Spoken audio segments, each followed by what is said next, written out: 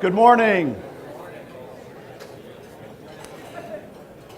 My name is Homer Erickson. I have the privilege of serving as the Dean of the Neely School of Business at TCU, and I want to welcome you. Many of you have been here before. I want to thank you for coming to the event. What a great day. As you know, this is a series that we sponsor. We have 4 speakers per year, and it's great to have really distinguished people that visit with us today. And today's going to be an especially fun morning for me. We'll talk about it as we go ahead.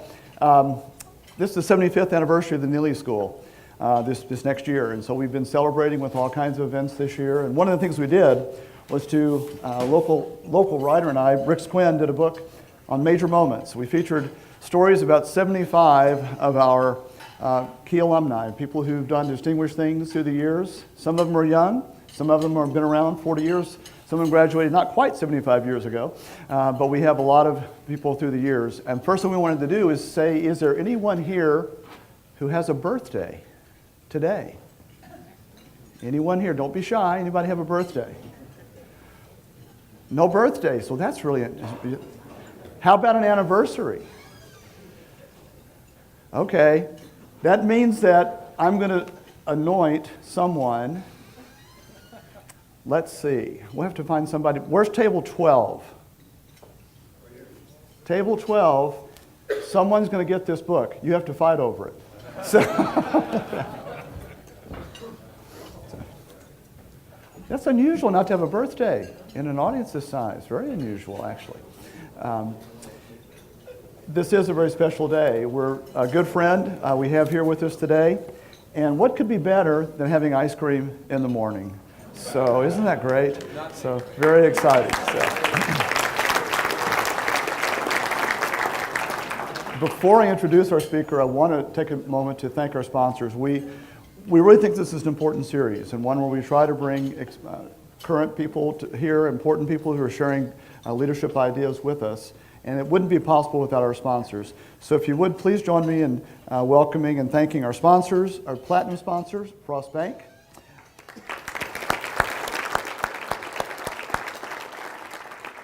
our gold sponsors, Fort Worth Business Press, our silver sponsors, Cockrell Innovation and Malcolm Agency, and our bronze sponsors are Limbeck and Acme Brick.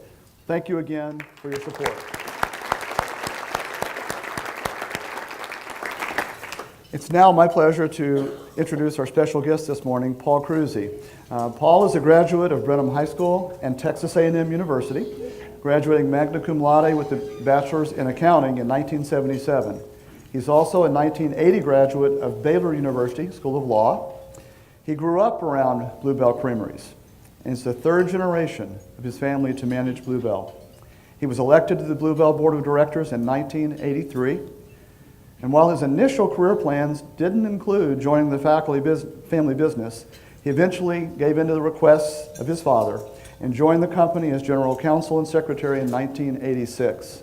He was named Vice President in 1991, and in 2004 assumed the duties of Chief Executive Officer and President.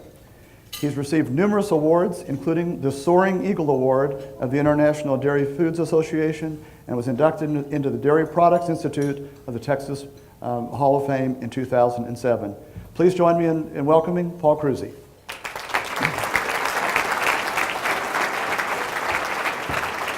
Thank you, David. Thank you, Paul. It's great to have you here. Good to be here, absolutely. There's not too many brands in the world that have any more brand value than Blue Bell ice cream. It's nice of you to say. I don't take that for granted. None of us do. It's a lot of work, but we enjoy it. Ice cream's fun. Yeah, with that. Exactly. It is. We'll talk about that. So tell us about, how did it all start? Where did Blue Bell come from, and how did it start? We were just talking at the table. Really, all the small communities in Texas, probably around the U.S., had creameries where years ago people would bring, say on a Saturday, even by horse and buggy, bring their cream in that they had on the farm, and it was churned into butter. So that's how this one started, as the Brenham Creamery Company in 1907. And then my grandfather got involved in 1919. He was a school teacher, got out of World War I, came back to town, and they said, we need somebody to run this. It had just a handful of employees, and so that kind of started our path to be in the ice cream world. A family business. It is. And it's pretty unusual really nowadays to have a family business, and talk about that. So who was a real driver for that, and who's carried it on? How's that happened? There's real pluses and minuses to being a family business. But in the food side, especially the grocery side, almost all of those started as family affairs. If you look at HEB, the same way. So we have a lot of different families that we are involved in the business, and it gives a different value system, I think. And but probably far and away, being a private company is probably a real benefit for us, because we focus just on business, on making and selling ice cream. That's the only thing we do, and it seems to work for us, that focus just on what we do. I want to start kind of small, and then we'll grow the business, if you will. Brenham, Texas, what a wonderful place. Brenham, beautiful bluebonnets and other wildflowers around, and understand there's happy cows around Brenham. There are. With that. So what's it like to operate a business in a city like Brenham as opposed to a big metropolis? Well, I have to say, I grew up in the woods from a small town, so negotiating the traffic here yesterday was quite interesting. Looking forward to getting back, but I don't know, growing up, everyone knows you, so you have to behave all the time, no matter where you are, because it will get reported. But Brenham's now about, I think, 13,000 people, and it's just a good place to be, as in raising a family or in doing business. So it's nice. Mm-hmm. We used to have to go to Brenham to get Blue Bell, just about. And that's not quite true anymore. Our market's gradually expanded. We like to go to maybe one new market a year. Last year we went to Denver, kind of as an afterthought. Got a real good response there. And I quizzed my sales guys. I said, okay, how many trucks do we need? And these trucks are about $100,000 a piece. And they said 6 to 8. That's all we'll need for the whole year. Now we've got 26 trucks there 1 year later. So it took us 13 weeks to be the #1 brand of ice cream. So there's a lot of Texans up there, and I don't know, we just had a tremendous response. So it's fun to enter those new markets. And so gradually, right now we're in about 20 states. But it takes a while to expand, but both your production and your sales force. So gradually we'll build out. Let's start with, but when you started, it really was just in Brenham. And talk about your kind of differentiation. Your ice cream is the best in the world. We all know that, for sure. So, but how did you make that happen? First of all, what's the recipe to success, and why was it was only in Brenham to start with? It is hard to make ice cream. It really is. We have some talented people, and they go to great lengths to do it. We spend a lot of time on our ingredient side. We actually bake a lot of our ingredients in our kitchen area that prepares food. We peel bananas so we can make banana split ice cream. You have to do a lot of that if you're going to make the ice cream right. I think everyone knows how to do it. It just takes so many steps to do. But we've kind of watched the whole industry, and certainly you didn't buy ice cream in the supermarket in the 1940s. That really was more like into the 1950s, and home refrigeration. I bet the Dean can almost remember when an ice box was an ice box, and you had ice in your box at the house. Almost. Yes. But that certainly changed. Refrigeration changed everything, and so it did for the ice cream world as far as making and then transporting. Back in the early days, it was horse and wagon is how the first ice cream was delivered, so it's changed a lot over time. So then you began, when you started in Brenham. I remember driving in East Texas one time, and I went by a Blue Bell spot. How did you maintain control and quality control as you began to really become a state and then regional and then national Just, brand? again, a lot of attention to detail and having the right people do it right. Just talking about that expansion, the first place we really went from Brenham, besides LaGrange, Texas, which is about 35 miles away, was down to Houston in the early 60s. And when we opened up there, we started to call on grocers. And they said, you're a country ice cream. These city people eat city ice cream. And at the time, there was probably 10 brands actually produced in Houston, Texas. And they said, they don't want country ice cream. And so we kind of dropped back and said, okay, how do we counter that? We just flipped it around and said, our ice cream's better because it's made in the country. It's closer to the cows, those hardworking Germans up there. And so the slogan kind of started then, the best ice cream in the country, and the whole country theme of kind of picnics and under the trees and all that kind of stuff. So it's an evolution. I think you learn what works for you, and but what hadn't changed is just that hard work on making an ice cream and doing it consistently day in and day out. And then inventing some new flavors every now and then, like a cookies and cream or something like that. Even though another ice cream company takes credit for doing that, with that, they didn't. Yeah. So tell me about, you don't have really big national distributors that you work with. And that's, how are you going to take over New York City and LA and all of them to you? That's probably not your goal? That's a big key in that we're probably an aberration as an ice cream company in that we make all the ice cream ourselves. It has our name on it. We don't make anyone else's. And when it comes to distribution, we do all that with our employees. It's very expensive, but it allows you to control the quality, the merchandising, going to the store. If we go to a store to deliver ice cream, we have temperature probes where we're checking the temperature of the cases. If they're not working, we don't leave ice cream. So, we're concerned about it all the way until, in essence, we have to give it up at the store level. And then we still watch as people buy it and say, hurry, run to the car. Yeah, interesting. Yeah. How many people here have been through the tour in Brenham? Probably a lot. I have a couple of times. Mm-hmm. You said there were, 17,000 during spring break week? Spring break is just crazy. When people are traveling a lot of kids out, and so we processed a lot of people. We want them to have a real good experience. We just got through rebuilding all of our tour facilities, and so they're a lot nicer, and we can accommodate a lot more people now. Okay. Mm-hmm. Well, the first time I went and did the tour was years ago, and I remember walking in the door for the tour, and all along the walls were murals of the employees. And it struck me, at the time, TQM, Total Quality Management, was really the N word in management and business. And as I looked and walked through that, and I looked at people who were working in 30-degree temperature or whatever, it looked like it was really cold in there, they were all smiling. How do you do that? How do you get people that seem to be so happy at what they do? What's that ingredient? We pay them extra if they'll smile at the tourists. No. We have a lot of windows where you can look down, and they have a lot of pride in their work, but they absolutely love the people coming on tour. It's not a distraction. They like waving at them. We have an open door policy, and this was about a year ago. Two of the women packagers that worked in Area 2, they said, we want to come see you. So it was Sugar and Debbie. And so I said, oh no, because they're pretty stubborn. So it's come on up right now. So they did, and they said, they're skipping our tour deck. They're kind of rushing, and we miss all the little kids. I said, I had no idea. We'll fix that today.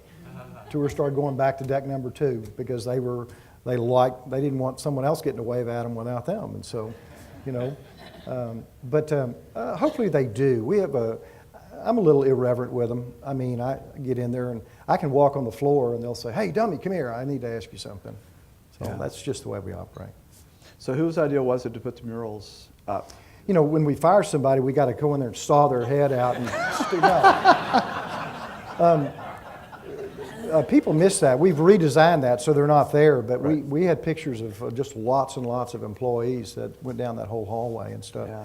But we try different things. But that was well liked, both by the employees as well as people on tour. So as a leader, because you're a leader of a pretty important company here, you weren't planning to do that originally. You were going to be a high-priced attorney and doing great things in the world. And I enjoyed practicing law. It was fun. It's a trying. I really like lawyers as a whole. They're very, very dedicated, intelligent folks. But my dad said, get your own business, and so that's what I did. And the end result is he says, okay, come out. I need somebody. And I told him no, and then he made another appointment to come see me 6 months later. I told him no, and then the third time he said, I'm really getting upset, I said, go hire somebody. Go get them. He said, no, I want you. So I said it's going to take a year for me to get there, and he said, that won't work. And I said, go hire somebody. Yeah. So he said, I'll wait. And so he says I was the hardest person to hire ever. Yeah. Well, if you know his dad, you understand that. With that, talk about the two. I always thought that was fascinating.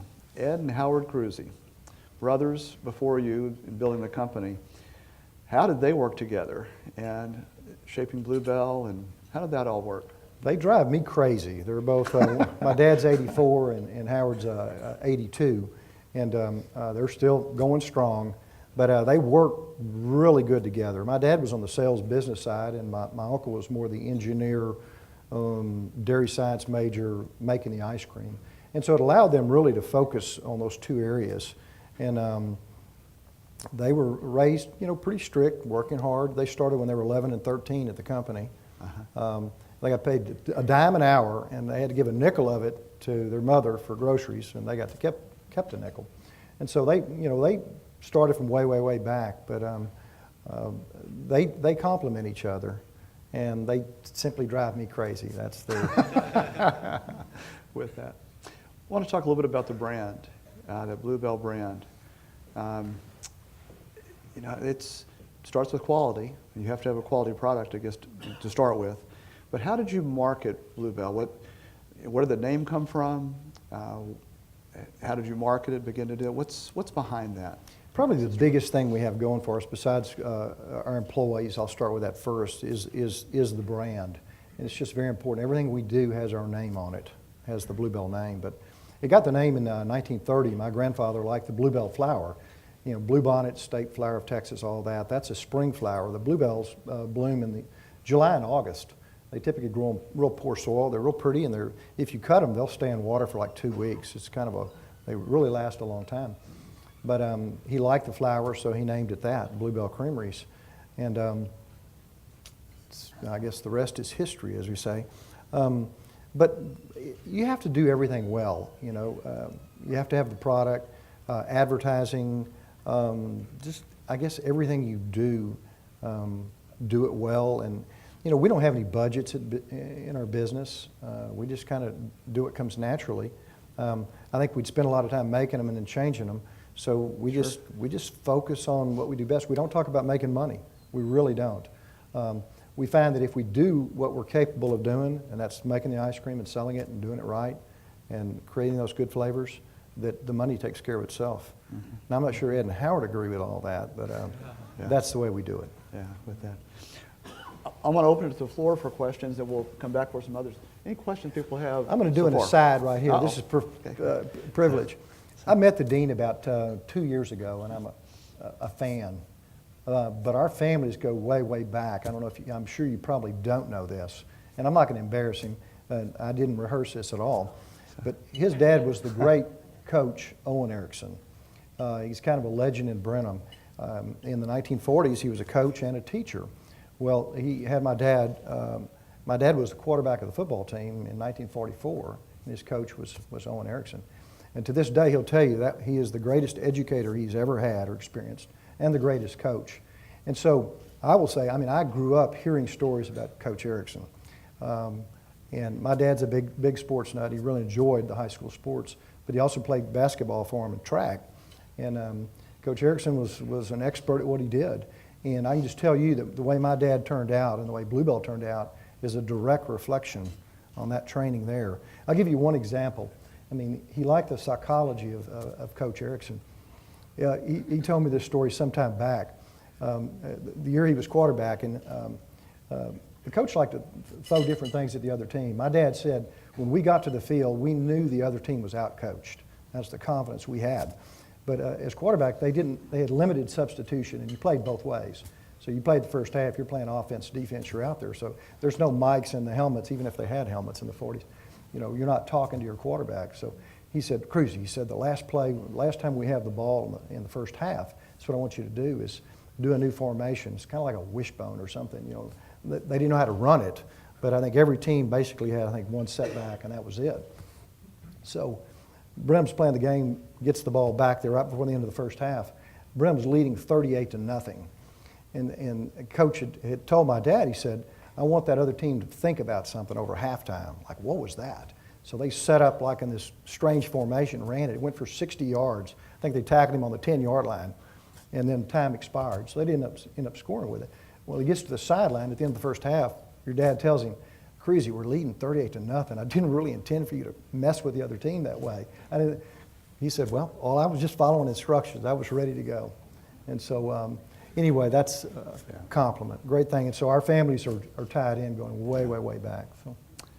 Isn't that interesting? I think you have a family business, and I think there are obviously great family businesses. And we talk about in our entrepreneurship program here, we obviously have people who start their own business, but a lot of people do build on their family and what they've done in the past. And I benefited in terms of leadership from my parents, and you clearly did that as well. When we think about kind of this next stage of growth in the United States as we begin to have economic recovery, do you see that as being kind of startups, the small business? Is that really the key for us, or a key for us? Do we need to build more Blue Bell? No more ice cream places, but do we need to rebuild that energy, if you will? I think for students coming out of college now, I think there is as much opportunity as there ever has been. There really is.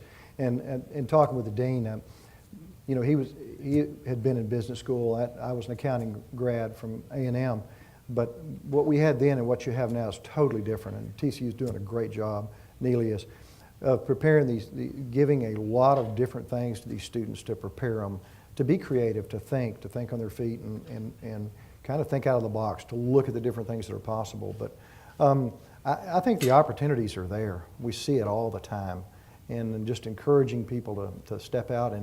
And I just read something, I don't know who, maybe it was Drucker, said, people that don't take risks make 2 major mistakes per year. The people that take a lot of risks make 2 major decisions that are wrong during the course. So it's about the same. And so encouraging people to take risk and get out there. And that's the Texas thing about being out kind of on the frontier and just going and getting them. Absolutely. So questions? Questions from the audience? Yes? Al? Paul, when you decide to go into a new market, say Denver, for example, and you're doing your own distribution and your own merchandising, what do you look at? How long does it take you to create enough volume to cover the cost of the delivery of the product and merchandising the product and all those things without having a local distributor? The decision to go to a place takes about 10 minutes, and we just say, okay, let's do that. We look at a new market, and both from, there's a lot of numbers you can get on ice cream consumption, but typically so much of our business is dependent upon the retailers, the supermarkets, convenience stores, and different outlets we go to. If we have good relationships with them, if we can get the space, we're going to do a good job. But we really don't make an analysis of, does it make sense? We can go to a market and just sell schools and hospitals and nursing homes and do okay. I'd rather not do that, because you like to get that exposure of being in the supermarkets where people shop and can actually see your products. But we don't spend a lot of time on analysis. We just kind of close our eyes and do it, and it seems to work. I know it sounds silly, but it works. I've had people say, well, certainly, you're a regional food brand. You can't expand to a new market, and you've got to pull out of markets. We've never pulled out of a single market. And because I think what we do, our formula, it's not a secret. It's just a lot of hard work, but if you do it, it works for us. We create excitement in those categories, which is good for stores. They have X amount of space, and they want to sell as much as possible. We excite the other ice cream brands or store brands in that market that they'll actually sell more. In addition to us, it just excites the category. And we think ice cream's a good thing. People deserve it, and it's a nice treat, and it's a nice reward. We were talking at the table with the chancellor. It's a good reward for you. So when did you decide to go into restaurants and to make some ties in restaurants? Because that wasn't always true, was it? People always ask, why don't we have dip shops like Baskin Robbins? We actually had 2 in Houston, I think in the 60s, and found out this is crazy. It's not fun. And so we sell a lot of places that feature our ice cream, and we even make a purple vanilla. Talking about that at the table. But the food service side of it, as we went to the East Coast, to Myrtle Beach and the Carolinas, tremendous 3-gallon accounts where they typically are summertime business. So that's just a natural part of what we do. A good partner for us is Outback Steakhouse. Actually, because the 3 gallons it's not branded, it's not in a store, it's more food service. Mm-hmm. Actually, as you travel around the U.S., Outback has our homemade vanilla everywhere. So, When you thought about that, of course, you didn't open a Blue Bell restaurant. You partnered with them. Mm-hmm. I think one thing that's interesting now, we were actually talking last week, we had a marketing professor in who was talking about the expanding services market and how, for instance, Procter & Gamble now has Tide dry cleaners. And so it's kind of interesting to think they're putting their brand on something that's very different. You haven't really done that. You've protected that brand. And as you talked about that earlier, but that's been really important to you. it is. No, that's a good point. And we try to, there are opportunities, there's distractions that we had someone once that said, we want a bottle of Blue Bell milk because of the name. We'll pay you 25 cents a gallon and you don't have to do anything. Just let us use the name. And we said, absolutely not, because it takes you away from kind of what you are. So we do, I don't think overtly every day we're saying, okay, what are we going to do to protect the brand? But it's part of what we do. It's just very, very focused on that. But we like to have the ice cream available for breakfast or wherever people are interested in eating and stuff, because there are choices. But talking about, one of our big customers came in for a tour, which is not all that often. So we actually had them, and we were making a lot of pints that day. And he said, by the way, boy, y'all make a lot of pints. We don't sell that many. And we said, yeah, you need to change that, because our pints of ice cream, very, very good seller. And he stopped and he looked, and we were making butter crunch. So he picks it up and he calls his buyer over there and he says, look at this. He said, this is Blue Bell Butter Crunch, but look, it's made with Butterfingers. It's not co-branded like buy this because they just got a good, one of the better, and I'm a Butterfinger nut, I like eating them. And he said, but they don't splash it on here. There's no reason for them to. They're selling Blue Bell ice cream, and it's good, and oh, by the way, it has Butterfinger in it. So he was very, very impressed by that, and I agree. With that? Yeah? So, yes? Two things. First, my very first job was starting at the Cold Rush Ice Cream Parlor right here in Fort, Texas. And we served about 3-gallon tubs of ice cream in 1976, and that was the best-selling ice cream in town. But my question is, I want to thank you, but my question, and I'm going with the theme that there's no analysis in this company, but the theme that, what's behind the decision to stay with a full half gallon for ice cream when your competitors have all moved to downsizing that to what is that, 1.75 or something? And how did you make that decision? Why did you make that decision? And will you keep making that decision? No, that's an excellent question, and I do remember Cold Rush, absolutely. It's really pretty easy. Some of the big players started to downsize. If you go across food categories, if you have 10 potato chips in a bag and I take one out, is anybody going to know? Well, let's make it 8 or let's make it 4. At what point do you mess with it? But you've seen a lot of portion downsizing in packaging. I mean, for us, we make a pint, a half gallon, a 3-gallon, but a lot of that has to do with the equipment, the filling equipment, the equipment that makes the cartons.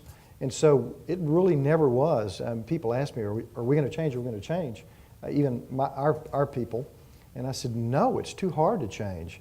In our estimation, a half gallon is fine. I mean, but I think the downsizing, they were playing games. They kept the same price and made it look like the old one, but there was just less of it. And some of that occurred when commodities got real high in cost. I mean, for us, that portion's not all that significant. I just ignore it. But no, we're going to stay with it simply because it's a hassle. But I think you stay straight. And so just to poke them a little bit, we put still a half gallon on there, since a lot of them. And I think it did. But they went from a 64, which is a half gallon, down to 64, down to 56. Then they went to 48. Then they moved back to 52, and it's a bonus pack. Okay. And so it's just a traditional size for us, but it also keeps me straight with the consumer. And we got a lot of feedback, not that that's what we wait on, that said, if you need to raise the price, fine, just don't trick me with the packaging. And I tend to agree. And so I'm very, very comfortable staying in the package that we're at. our supply chain students love this because it really is. It's about the supply chain and how you develop that. You start with happy cows, right? You've always had that notion. As you've grown to a national market with, again, other production facilities, how do you maintain if you will, the happy cow kind of quality, that piece? Starts the supply chain there. There was a number of slogans, I guess. We eat all we can and sell the rest, and a lot of the lyrics on some of our commercials and stuff. But one of the things, the cows think Brenham's heaven. Well, if you go into Louisiana or Mississippi, there were cows and Brenham. What's Brenham? It didn't mean a whole lot. So we may use that slogan in Texas, but typically as we move out, they're more generic, not tied to Texas or to Brenham. When we first went to Louisiana, I thought, oh gosh, I'm scared. I said, those people over there are going to say, who do these Texans think they are? Come in here and try to tell us what good ice cream is. I was very paranoid. We opened in Baton Rouge and it just exploded because they like good things to eat. Great culture of eating. Right. And I mean, they just adopted us. And so it's a tremendous, tremendous acceptance there and stuff. But, we kind of replicate what we do, our branch facilities and distribution points. And certainly, as you spread out, that chore is a little bigger. But again, very dedicated people, and we all do it the same way. And, my job's easy. I don't have to do anything. I don't. I mean, all those people. Kind of my job is to allow our folks to do the best job they can and to prevent someone else from messing with them. Sometimes it's a coworker or their supervisor or whatever. I'm there to turn them loose and let them shine, and by and large, that's what they do. Okay. Other questions? Yes. I wanted to comment about talk about the evolution of the ingredients in this. Does this look like grandfather's vanilla ice cream? Tough question. No, that is the exact same recipe for homemade vanilla that was in 1969, 68, 69. And so, yeah, I guess we make it, people say you use natural and artificial vanilla. We use more natural than we do artificial. But when my grandmother Tiad and my mom's mom, we'd make homemade ice cream. I encourage you to do that, and after you've done it, you said, that was so much work. Let's just go to the store and buy a half gallon of Blue Bell. Trust me on that, and because it is. But I mean, we would make it. But did you use natural vanilla? Nobody's house had natural vanilla. That was expensive. It was all the vanillin. It was, the different brands. Who makes Adam's extract? Yeah. Well, that's artificial vanilla. It imparts a slightly different taste, and so everything. The one thing we haven't changed is how we make the homemade vanilla. It's day in and day out, it's a flavor we make, and by far the biggest seller. And we make it the way, I guess, we like it, and apparently the way consumers do. And that's, in the end, I mean, my suppliers hate me because we don't pay them enough, and the competitors hate us because of who we are, and the stores hate us because they have their own brands. And let's see, there's only one group that likes me, and that's consumers. Yeah. So that's when we wake up in the morning, it's about that connection to consumers. That's a good group. Yeah. How do you decide on what flavors to put in the stores, and how do you decide in terms of what to add next year? It's a good question, and we're limited in the number of flavors we can display in the stores just by the amount of space. Our biggest challenge for our sales folks is not so much in the delivery, we've got that down, is in fighting for space. Our service is so good that frequently the stores give us less space because they said, the Blue Bell guy's going to be here tomorrow. So, he works his space very, very well. So we'll carry about 25 flavors of half gallons at any one time. To make room for one, we kind of have to rotate them out. And we were just talking about Rocky Road. And, some it may be in for 3 months and then rotate out and come back for 3 months. But last week we just started on our 2013 flavors. I had 11 big cups of ice cream one morning, and I kind of got dizzy. It's a lot of ice cream. But, probably a majority of those flavors, because I can't, we don't spit. I mean, you're supposed to, tasting and, just put it away. And so I'd say a majority of those look real good. And I've been wrong before. People always want to talk about flops. I can't believe I'm bringing it up. They said, did you ever blow it? Actually, it was me about, 4 years ago. We had the samples. I said, wow, that is good. And so we put it out, and The Houston Food Bank got 30,000 half gallons after a year. Peanut butter and jelly. Did anybody try it? Yeah, see, everybody groans. We want to know, is there crust in there? Is there bread? It ate so good. It really, really did. But it did not sell. It ain't coming back. Bad flop. That's great. There was a hand back in the back. Yes. How many distribution centers do you have, and financially, feasibility-wise, how far can you go across the United States and still make it work financially? Good question. We have two other plants besides Brenham. We have one in Broken Arrow, Oklahoma, and one in Sylacauga, Alabama. They're much, much smaller, but they're closer now to some of the populations out there. The big kind of mothership is Brenham, and it's very, very large. Probably as large as probably maybe 5 plants in the world, ice cream plants that big. So we've probably grown as much as we can there, even though I'm just fixing to add on this year. But we have about 50 distribution points.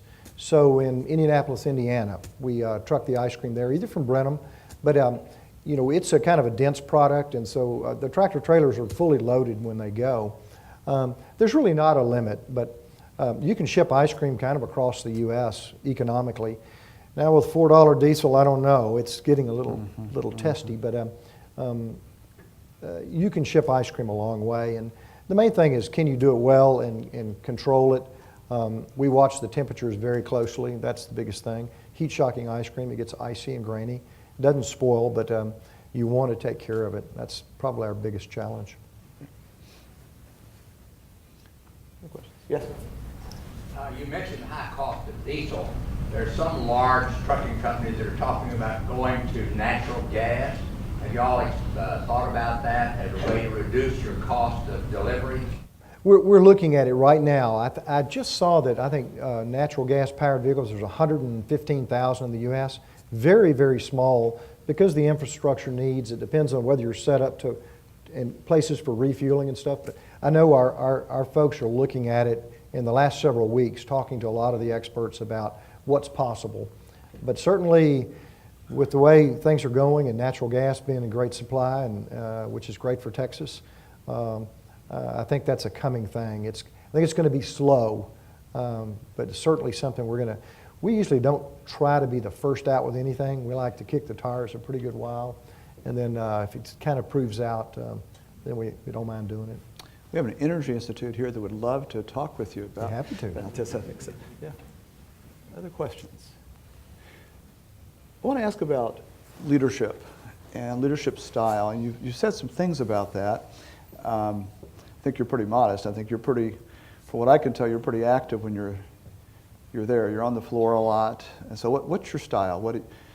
You talked about kind of unleashing potential and all. Where did you learn your style? What is your style?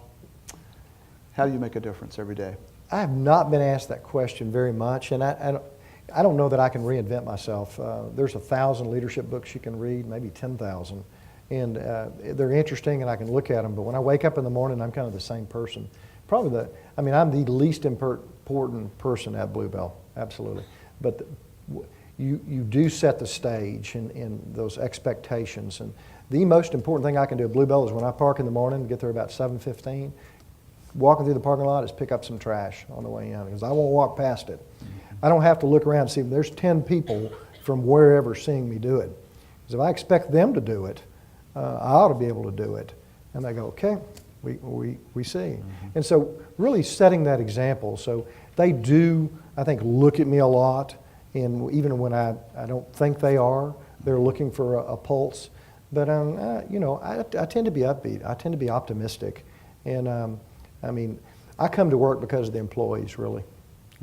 Want to see them do as well as they can do. We really focus on that, or I do. And so hopefully I set a good example. I don't know. Yeah. That role modeling, I think, is really important. I think in leadership, I think you are looked at a lot, and you do set the tone, how you treat people, and how you expect people to treat others, and that's a really important part. Do you grow employees or grow people through the organization? Do you bring in people from the outside? What happens there? No, that's an excellent question, Dean. I have 4 direct reports. All of them have been at the company longer than me, and 3 of them are younger than me. So I'm almost the junior person. A lot of longevity, and that's great. It allows them to kind of learn the philosophy and be on the team. So we typically don't hire people from outside. And because of the way kind of the slow growth allows you to add people and continue to go. And I'm tickled with the team we have. They do a great job.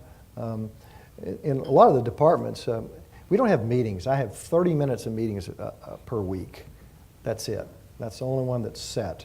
And I just don't favor them. I've talked to some of my competitors, all great guys and stuff. I said, tell me about a typical day. And he said, meetings from 7:30 in the morning until 5. I said, seriously, yeah, straight through. I just don't find that really the need for them. Try to circulate around and visit with folks and kind of get updates and see how things are going. But again, ice cream's fun. I always make time to eat ice cream in the afternoon, sometimes for breakfast. How do you stay in such great shape? I worry a lot. I worry about you, I know. I don't know. Ice cream's good for you. It is. Trust me. Other questions people have with that? Talk a little bit about the future of Blue Bell. So 25 years from now, we'll have Tandy Breakfast Series. Some dean will be sitting here with hopefully the next CEO of Blue Bell. Who's that going to be, and what's the person going to be saying? You know, you read a lot about you need to lay those plans and stuff. We really have not done a good job of it. They said CEOs are like diapers. They have something in common. You should change them often and for the same reason. Smelly? We have not done real good at that. So if you go back really to 93 years or something, we've had 4 CEOs. So there's a lot of kind of my grandfather, my dad, my uncle, and now me. And so we'll have good people that can do that. I'm known as the anti-technology guy. You know, I have a smartphone and all that kind of stuff, but I don't know. I don't give people a phone number because I don't like messing with it. My objective is to go about another 8 or 9 or 10 years and then retire and not have to mess with this stuff. But no, it's here to stay. And my kids they walk around, it's stuck in their hand, kind of thing. But you know, we'll probably continue to do what we're doing, growing our production and growing our market, assuming that we continue to be successful. It would probably take another 25 or 30 or 50 years to even go nationwide and probably do it right. So I'm sure my competitors are happy about that. No, we surprise them every once in a while and jump out. But I think we'll continue to do what we're doing and do it right and do it well. So it's not about doing things right, but really doing the right thing. And that's what we try to practice. And never forgetting that the consumer is the final person. And we've got to stay connected. I like the purple vanilla. bet. TCU would love to have a branded TCU Blue Bell ice cream. You just stamp TCU on. With that. So, other questions anyone have? I'll give you a chance to ask here. We want to thank you. Thank you for not only bringing ice cream with us here today, which is how wonderful is that, but thank you for having a strong company that has been around for a long time, and it's made a difference for a lot of people. I just want to go back to what I mentioned before, a few minutes ago. When you visit Blue Bell, and if you haven't, take that tour. It's an amazing tour, and eat the ice cream. The people there are happy. And I think that, to me, one of the great signs of a great leader is to have an organization that has a quality product and people that are invest themselves and enjoy coming to work every day. And I think you've got that. Thank you. So I think so. Thank you very much. Good.